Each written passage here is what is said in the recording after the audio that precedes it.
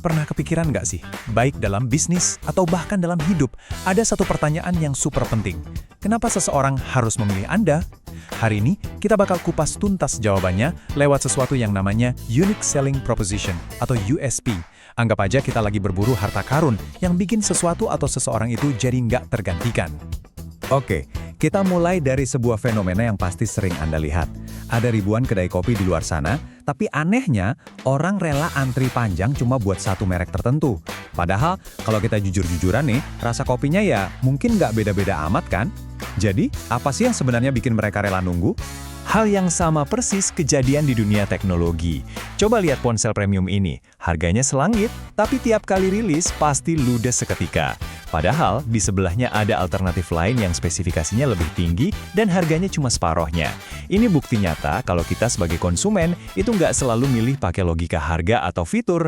Ada kekuatan lain yang bermain di sini dan kekuatan itulah yang akan kita bongkar sekarang. Nah, misteri pilihan inilah yang jadi pintu masuk kita ke kekuatan sebuah USP.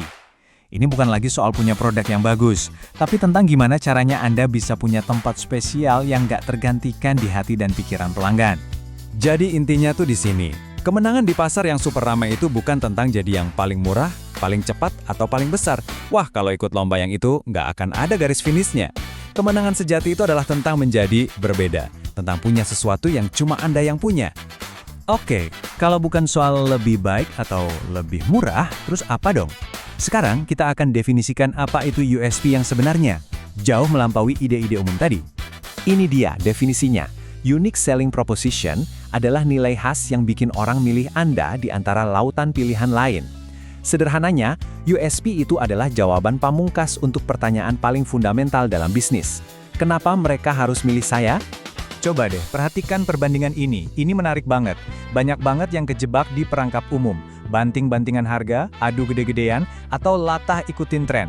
Tapi tujuan USP yang sejati itu beda banget. Tujuannya adalah menciptakan nilai yang otentik, menjadi benar-benar beda, dan secara tulus unik. Ini permainan yang levelnya beda. Terus, dari mana datangnya keunikan ini? Jawabannya mungkin agak di luar dugaan nih. Keunikan sejati itu bukan dibuat-buat, tapi digali dari dalam diri.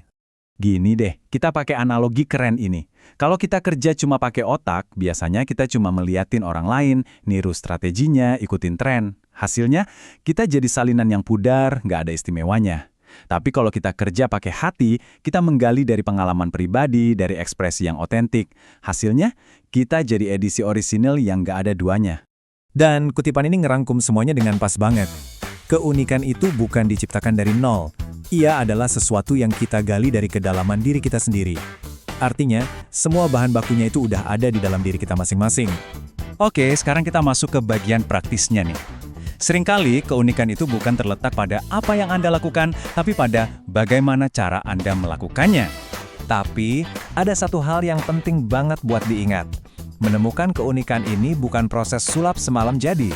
Ini adalah hasil dari sebuah perjalanan. Perjalanan yang isinya pengalaman, kegagalan, dan refleksi. Dia itu berkembang setiap hari, bukan ditemukan dalam sekejap. Biar lebih kebayang, kita lihat cerita inspiratif dari Charles Schwab, seorang legenda di industri baja. Di awal abad ke-20, dia menghadapi tantangan yang bikin pusing. Sebuah pabrik baja yang pekerjanya sama sekali nggak produktif dan nggak termotivasi. Manajer pabriknya udah sampai nyeras gitu loh. Dia bilang ke Schwab, saya udah coba kasih bonus, udah coba kasih ancaman, tapi nggak ada satupun yang berhasil. Semua cara konvensional udah mentok. Terus apa yang dilakuin Schwab? Sesuatu yang jenius, tapi simple banget. Dia cuma ambil sepotong kapur, terus nanya ke pekerja shift siang, hari ini kalian berhasil produksi berapa? Jawabannya, 6.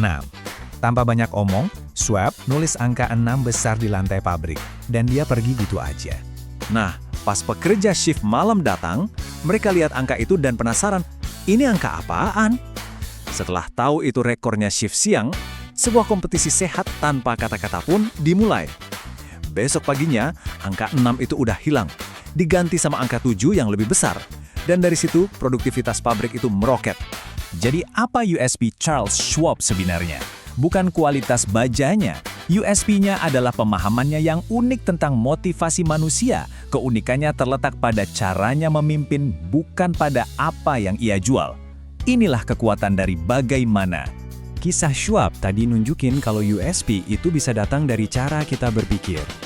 Nah sekarang, gimana caranya kita merumuskan USP kita sendiri?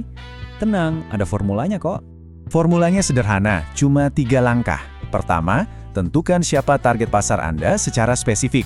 Kedua, sebutkan manfaat nyata yang Anda berikan buat mereka. Dan yang ketiga, ini kuncinya, jelaskan cara unik Anda dalam memberikan manfaat itu. Coba kita bedah contoh yang pertama. Saya membantu target pasar mahasiswa untuk manfaat makan sehat setiap hari melalui cara unik, makanan rumahan yang diantar tiap pagi. Kelihatan kan polanya? Targetnya jelas, manfaatnya jelas, dan caranya sangat spesifik. Contoh lain, saya membantu ibu muda mengelola keuangan keluarga lewat aplikasi simple yang cuma butuh 5 menit sehari. Simple, kuat, dan unik. Jadi penting banget untuk diingat ya, USP itu bukan cuma sekedar slogan keren buat marketing. Ini adalah DNA, jantung dari bisnis Anda.